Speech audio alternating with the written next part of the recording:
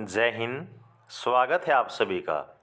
तो देखिए, अगर आप इंतज़ार कर रहे हैं इंडियन आर्मी में एक स्थायी भर्ती का, तो यहाँ पर आप सभी के लिए ग्रुप सी, जिसको हम सिविलियन बोलते हैं, नई वैकेंसी आ चुकी है। और ये जो वैकेंसी है वो आपकी ऑनलाइन रहने वाली है। यहाँ पर ऑफलाइन वैकेंसी में क्या होता है कि जो कैंडिडेट होते हैं बहुत सारी गलतियाँ कर देते हैं और एक सिंगल मिस्टेक की वजह से भी उनका फॉर्म रिजेक्ट हो जाता है। लेकिन अब की बार जो है आपको बिल्कुल भी दिक्कत नहीं आएगी। टोटल 119 वैकेंसी के लिए जो फॉर्म हैं वो अब की बार जो है आपके ऑनलाइन हो चुके हैं। और यहाँ पर सभी ऑल इंडिया से both male and female form apply कर सकते हैं। तो क्या कुछ आपकी भर्ती की पूरी जानकारी है, चलिएगा ऑफिशियल नोटिफिकेशन के साथ सारी बातें डिस्कस करते हैं। ये है आपके भर्ती का ऑफिशियल नोटिफिकेशन।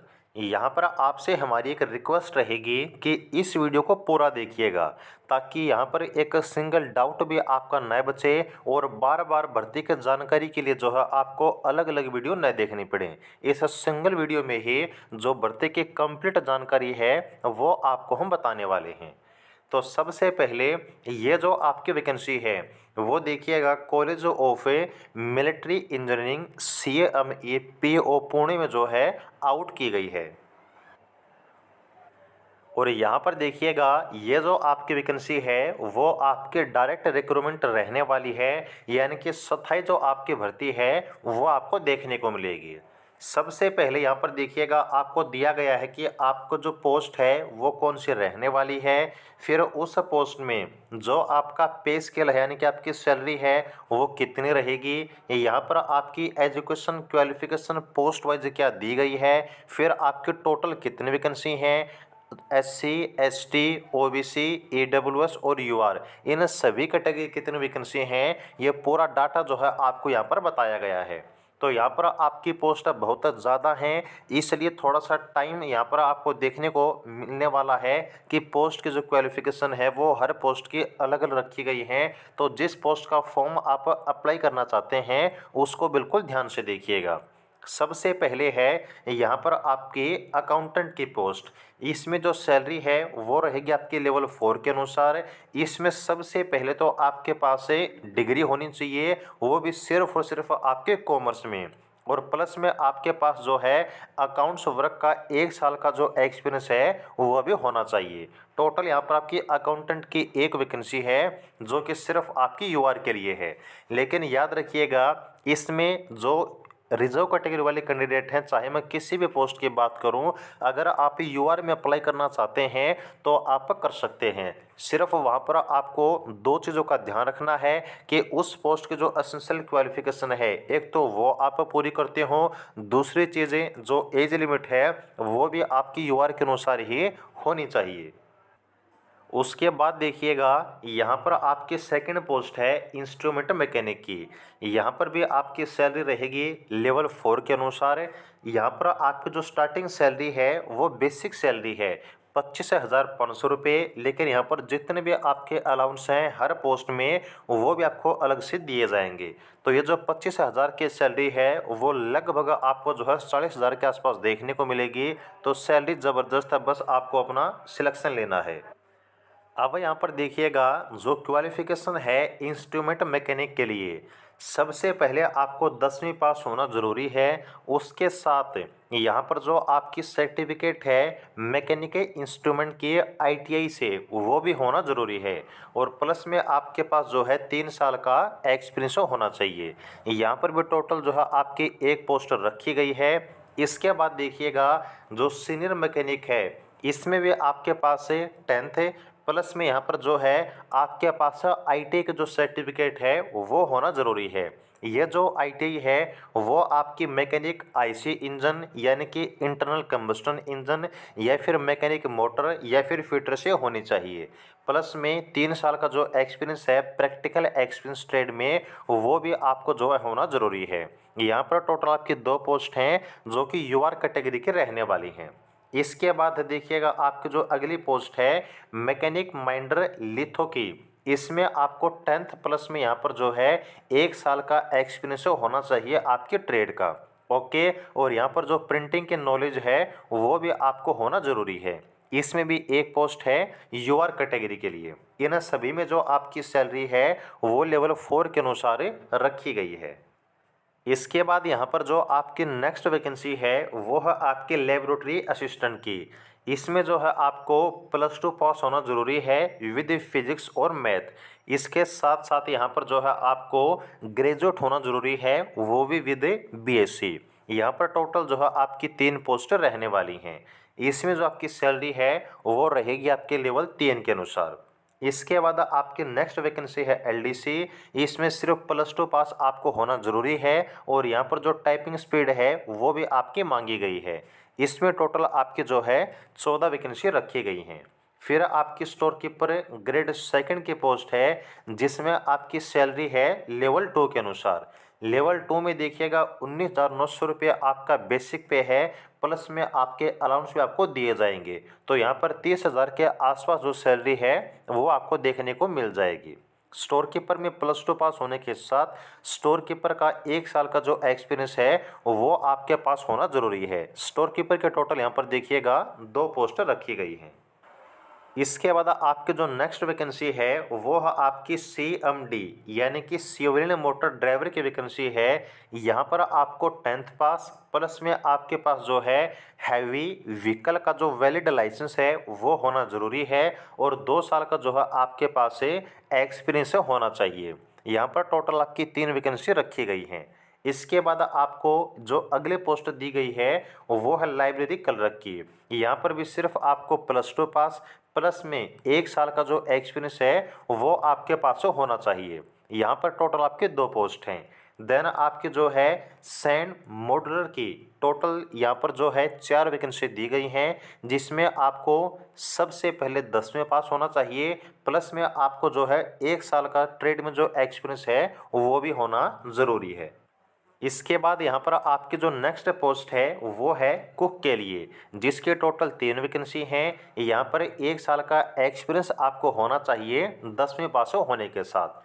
इसके बाद देखिए फिटर जर्नल मैकेनिक के लिए यहाँ पर 6 वैकेंसी हैं जिसमें आपको 10वें पास होने के साथ फिटर जो ट्रेड है उससे आईटी होना ज़रूरी है और 1 साल का एक्सपीरियंस भी होना चाहिए। इसके बाद देखिए यहाँ पर जो नेक्स्ट वैकेंसी है वो आपकी मोल्डर की, जिसमें आपकी 1 वैकेंसी है। यहाँ पर भी आपको 10वें पास होने के साथ ट्रेड में 1 साल का जो एक्सपीरियंस है वो भी होना चाहिए। जो यहाँ पर आपकी नेक्स्ट वैकेंसी है वो है कारपेंटर के लिए और यहाँ पर ये जो आपके सभी पोस्ट हैं यहाँ तक आपकी देखिएगा लेवल 2 के अनुसार सैलरी रहने वाली है। कारपेंटर के 5 वैकेंसी हैं।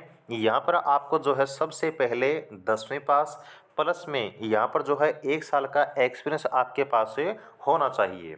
इसके बाद देखिए इलेक्ट्रिशियन की पोस्ट है। यहाँ पर आपको जो है 10वीं पास प्लस में इलेक्ट्रिशियन ट्रेड से आईटीआई प्लस में 1 साल का एक्सपीरियंस होना चाहिए। यहाँ पर टोटल आपके 2 पोस्ट हैं। इसके बाद आपकी मैकेनिस्ट वुड वर्किंग की पोस्ट है। यहाँ पर भी आपको सबसे पहले 10वें पास प्लस में 1 साल का एक्सपीरियंस होना चाहिए। वैकेंसी आपकी 1 रहने वाली है। ब्लैक स्मिथ में देखिएगा 10वें पास प्लस में जो आईटी ट्रेड है और प्लस में 1 साल का एक्सपीरियंस होना चाहिए। यहाँ पर भी आपकी 1 वैकेंसी है। इसके बाद पेंटर की यहाँ पर 1 वैकेंसी दी गई है। यहाँ पर 10वीं पास प्लस में 1 साल का एक्सपीरियंस। इसके बाद है देखिएगा इंजन आर्टिफिशियर, इसकी 1 वैकेंसी है। यहाँ पर भी 10वीं प्लस में 1 साल का एक्सपीरियंस आपसे मांगा गया है। ये सभी आपकी जो पोस्ट हैं वो रखी गई हैं लेवल 2 में आपकी। यहाँ पर जो आपकी नेक्स्ट वैकेंसी दी गई है वो है देखिएगा स्टोरमैन टेक्निकल की। ये जो आपकी सभी पोस्ट हैं वो लेवल 1 की हैं, जिसमें आपकी जो बेसिक सैलरी है वो रहेगी 18,000 रुपये, प्लस में अगर हम बात करें अलाउंस को जोड़ करें तो लगभग आपके 26 से 27,000 जो सैलरी है वो आपको देखने को मिलेगी। इन हैंड जो सैलरी है वो लगभग आपके 22 से 23,000 रुपये रहेगी लेवल 1 में। तो यहाँ पर स्टोरमैन टेक्निकल की देखिएगा 1 वैकेंसी है। यहाँ पर सिर्फ आपको 10वीं पास होना चाहिए। अगर 1 साल का एक्सपीरियंस है तो आप लगा सकते हैं, अदरवाइज बिना एक्सपीरियंस के भी यहाँ पर स्टोरमैन टेक्निकल का फॉर्म आप फिल कर सकते हैं। ओके, क्योंकि जो आपका एक्सपीरियंस है वो सिर्फ आपका डिज़ायरेबल है। इसके बाद है लेबोरेटरी अटेंडेंट। यहाँ पर देखिएगा आपको 10वीं पास होने के साथ एक्सपीरियंस आपका ज़रूरी है 1 साल का। यहाँ पर 2 पोस्ट हैं। इसके बाद है एमटीएस। एमटीएस में सिर्फ आपको 10वीं पास होना चाहिए। सिर्फ 10वीं पास होने पर आप जो है फॉर्म अप्लाई कर सकते हैं। यहाँ पर एमटीएस की सबसे ज़्यादा अच्छी खासी वैकेंसी हैं, टोटल 49 वैकेंसी। इसके बाद है लश्कर। लश्कर में सिर्फ आप 10वीं पास हो तो फॉर्म अप्लाई कर सकते हैं और यहाँ पर टोटल आपकी जो वैकेंसी हैं वो 13 वैकेंसी दी गई हैं। तो इन सभी को मिलाकर टोटल देख सकते हैं आप 119 जो आपकी वैकेंसी हैं वो इस भर्ती में आउट की गई हैं। तो यहाँ पर आप देख सकते हैं कि वैकेंसी भी अच्छी खासी हैं, जो पोस्ट की संख्या है वो भी 23 आपके अलग अलग पोस्ट हैं। इसमें अगर आप एक पोस्ट की भी यहाँ पर जो क्वालिफिकेशन है वो फुलफिल करते हैं तो फॉर्म आपको यहाँ पर ज़रूर अप्लाई करना है। अब यहाँ पर आपकी वैकेंसी के बारे में जो कुछ है इम्पोर्टेंट जानकारी है, इम्पोर्टेंट इंस्ट्रक्शन है, उनको बिल्कुल आप ध्यान से सुनिए। सबसे पहली बात तो ये है कि यहाँ पर जो आपको फॉर्म है वो सिर्फ आपको ऑनलाइन अप्लाई करने हैं। यहाँ पर फॉर्म को जो अप्लाई करने की स्टार्टिंग डेट है वो है आपकी 4 फरवरी 2023। 4 फरवरी 2023 से जो फॉर्म है वो आप फिल कर सकते हैं और लास्ट डेट जो आपकी रहेगी फॉर्म को फिल करने की वो है आपकी 25 फरवरी 2023। तो यहाँ पर अगर आप इंटरेस्टेड हैं तो फॉर्म को ज़रूर अप्लाई कीजिएगा और बिना लास्ट डेट का इंतज़ार किए, क्योंकि लास्ट डेट में जो आपकी साइट है वो आपकी बिजी हो सकती है। अब यहाँ पर देखिएगा पोस्ट आपकी बहुत ज़्यादा आउट की गई हैं, तो क्या आप सभी पोस्ट का फॉर्म अप्लाई कर सकते हैं? जी नहीं। यहाँ पर जो कैंडिडेट है वो एक या फिर मैक्सिमम सिर्फ आपके 3 जो डिफरेंट पोस्ट हैं उनका फॉर्म अप्लाई कर सकता है, या तो 1 या फिर 2 या फिर 3। सिर्फ 3 पोस्ट का फॉर्म जो है आप अप्लाई कर सकते हैं और यहाँ पर 3 पोस्ट का फॉर्म अप्लाई करने पर उन तीनों पोस्ट में जो प्रेफरेंस होगी कि आप जो है सबसे पहले किस पोस्ट को ज्वाइन करना चाहते हैं वो प्रेफरेंस भी आपको फिल करनी होगी। और यहाँ पर एक से ज़्यादा पोस्ट का जो फॉर्म है वो आपको अलग अलग ही फिल करना होगा। ओके। यहाँ पर अगर बात करें एज लिमिट के बारे में तो यहाँ पर जो आपकी एज लिमिट है वो 18 से 25 साल रखी गई है। यहाँ पर सिर्फ और सिर्फ जो CMD यानी कि सिविल मोटर ड्राइवर की पोस्ट है उसी की एज 18 से 30 साल है। इसको छोड़कर सभी पोस्ट की जो एज है वो 18 से 25 साल रहेगी। यहाँ पर अगर बात करें एज काउंट कब से होगी तो जो एप्लीकेशन को फिल करने की लास्ट डेट है यानी कि 25 फरवरी 2023, इसके अनुसार ही आपकी एज काउंट की जाएगी।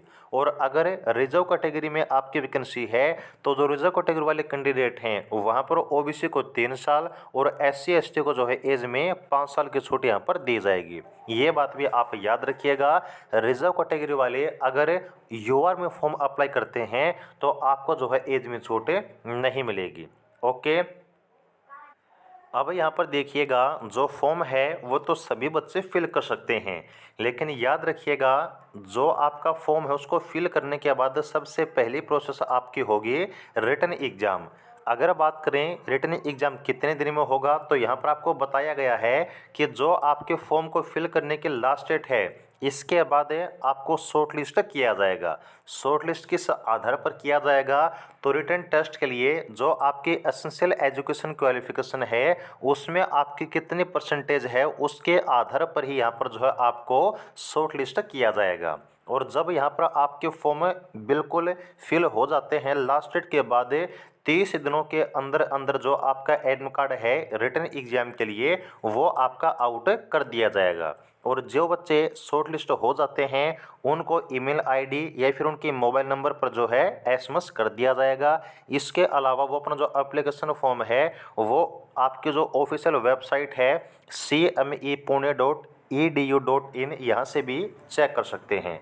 याद रखिएगा जितने भी कैंडिडेट हैं इन सभी का जो एग्ज़ाम सेंटर है वो आपका पुणे महाराष्ट्र रहने वाला है। और सभी बच्चों को बता देते हैं कि जो आपके ड्राइवर की पोस्ट है इसके अलावा जो आपकी LDC की पोस्ट है और जो कुक की पोस्ट है सिर्फ इन्हीं 3 पोस्टों में आपका स्किल टेस्ट होगा, यानी कि ड्राइवर की पोस्ट में ड्राइविंग टेस्ट होगा रिटन एग्जाम के बाद। एलडीसी की पोस्ट में टाइपिंग टेस्ट होगा रिटन एग्जाम के बाद, और कुक की पोस्ट में जो आपका कुकिंग टेस्ट है वो आपका कंडक्ट किया जाएगा। तो रिटन एग्जाम को क्वालिफाई करने पर सिर्फ इन 3 पोस्ट वाले को यहाँ पर स्किल टेस्ट देना होगा। बाकी जो कैंडिडेट हैं उनके डायरेक्ट लिस्ट लगेगी आपके रिटन एग्जाम के मार्क्स के बेस पर। ओके। और यहाँ पर एग्जाम सभी का आपको मैंने बता दिया कि पुणे महाराष्ट्र में रहने वाला है। अब यहाँ पर आपको हमने एक चीज़ बताई है कि एक जो कैंडिडेट है वो मैक्सिमम आपके 3 फॉर्म अप्लाई कर सकता है। तो यहाँ पर जो आपके 3 फॉर्म अप्लाई करने पर क्या तीनों पोस्ट के एडमिट कार्ड आएंगे? जी नहीं। यहाँ पर आपको बताया गया है कि जो कैंडिडेट है वो आपका मल्टीपल पोस्ट यानी कि मैक्सिमम 3 पोस्ट का फॉर्म अप्लाई कर सकता है, लेकिन जो एडमिट कार्ड आउट किए जाएंगे ना वो सिर्फ एक ही पोस्ट के आउट किए जाएंगे। और कैसे आउट किए जाएंगे? तो आपको हमने बताया कि जब आप फॉर्म फिल करते हैं तो जो प्रेफरेंस आप देंगे, अगर वहाँ पर आप पहले ही पोस्ट का जो कट ऑफ वो क्लियर करते हैं तो उससे का एडमिट कार्ड आउट किया जाएगा। अगर फर्स्ट का नहीं करते हैं तो सेकंड थर्ड को देखा जाएगा, और अगर उनकी कट ऑफ आप क्लियर करते हैं तो उनमें से प्रेफरेंस के बेस पर सिर्फ एक ही पोस्ट का जो एडमिट कार्ड है वो आपका आउट किया जाएगा। और यहाँ पर देखिएगा जो सबसे पहले रिटन एग्जाम आपका कंडक्ट होने वाला है वो आपका ऑफलाइन कंडक्ट किया जाएगा, जिसमें एजुकेशन क्वालिफिकेशन जो आपकी रखी गई है उसी के आधार पर जो आपका क्वेश्चंस का लेवल है वो रखा जाएगा। और जो एग्ज़ाम है वो आपका एमसीक्यू बेस्ड रहने वाला है, जिसमें आपसे रीजनिंग, न्यूमेरिकल एप्टीट्यूड यानी कि मैथ, जनरल, इंग्लिश और जीके से जो क्वेश्चन हैं वो आपसे पूछे जाएंगे। और यहाँ पर याद रखिएगा जो आपका ड्राइवर की पोस्ट में या फिर आपका एलडीसी के पोस्ट में या फिर कुक की पोस्ट में जो स्किल टेस्ट रहने वाला है वो सिर्फ आपका क्वालिफाइंग नेचर का है। सभी पोस्ट में जो फाइनल मेरिट आपकी लगेगी वो लगेगी आपके रिटन एग्जाम के मार्क्स के बेस पर। ओके। तो सभी को जितना हो सके रिटन एग्जाम में अच्छा परफॉर्म करना है, और आगे के जो भी अपडेट है वो आपको ऑफिशियल वेबसाइट पर चेक करते रहनी है। बाकी जो भी आपकी अपडेट होगी आपके फॉर्म को फिल करने के बारे में, एडमिट कार्ड की शॉर्ट लिस्टिंग के बारे में, इसके अलावा एग्ज़ाम के रिजल्ट के बारे में, यानी कि आपके फाइनल रिजल्ट तक जो भी आपके अपडेट हैं वो आपको आपके अपने चैनल सक्सेस एजिट पर मिलती रहेंगी। तो आगे हर प्रकार के अपडेट के चैनल को सब्सक्राइब जरूर कीजिएगा। जान के अच्छी लगी तो वीडियो को लाइक कीजिएगा और चैनल को सब्सक्राइब बिल्कुल कीजिएगा। जुड़े रहिएगा। जय हिंद।